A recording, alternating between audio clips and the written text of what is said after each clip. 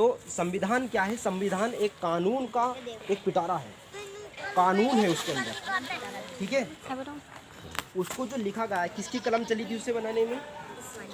किनकी कलम थी वो?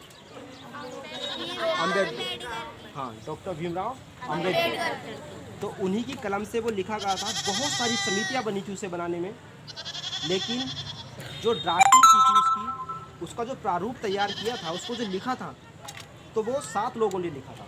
कितने लोगों ने? 7 लोगों ने। तो उन 7 लोगों में से बाकी के 6 तो कोई विदेश चला गया, कोई कहीं चला गया अपने काम से, और कोई किसी और काम में संलिप्त हो गया, किसी की डेथ हो गई, ये चीज़ें हुई।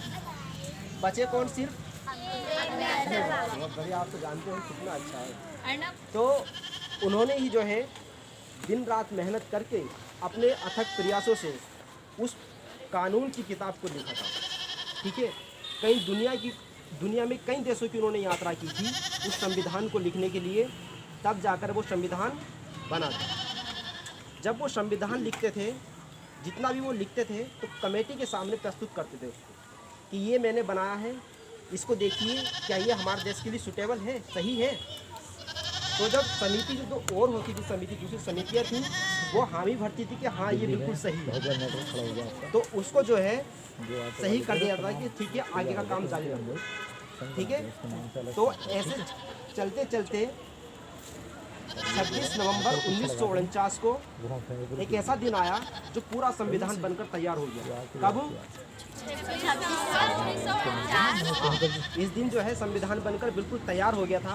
और उस संविधान को जो सदस्य थे, जितने भी संविधान सभा के जो सदस्य थे, उन सब ने मिलकर दिल्ली में जो संसद है, ठीक है, जहाँ पर भी एक स्थान सुनिश्चित किया गया था, वहाँ पर जो दिखाया सदस्यों को, तो उन्होंने कहा कि ये बिल्कुल ठीक है। कुछ विरोध भी किया गया, लेकिन जो ज़्यादा संख्या थी वो विरोध वाली नहीं थी, कम संख्या, उसका विरोध किया गया कम संख्या में। तो संविधान तो लिखा गया और हामी भर दी गई उसके ओके होने की, जानते हैं ना, ओके यानी सही कर दिया गया, ठीक है, लेकिन अभी लागू नहीं हुआ देश में। 26 जनवरी 1949 को 26 नवंबर 1949 को क्या किया गया? तैयार हो गया। और 26 जनवरी 1950 को, यानी ठीक अगले वर्ष, ठीक है, 26 जनवरी 1950 को, यानी अगले ही साल उसको पूरे देश में लागू कर